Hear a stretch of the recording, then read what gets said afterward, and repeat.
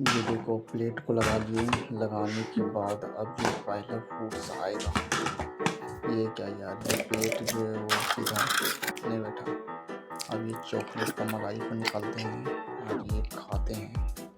वाह! और ये खाने के बाद अब ये जो है वो फ्रूट्स को ये से काट दिया और काट देने के बाद इसे जो है वो पीस-पीस करके खा रहा है। वाह यार! अब ये जो है वो खाने के बाद दूसरा चैलेंज Wanna स्टार्ट share? होता है, ये चॉकलेट। ये जो चॉकलेट वाला स्टार्ट होता है, खाने के बाद वाओ! इसका जो है वो टेस्टी है ये चॉकलेट।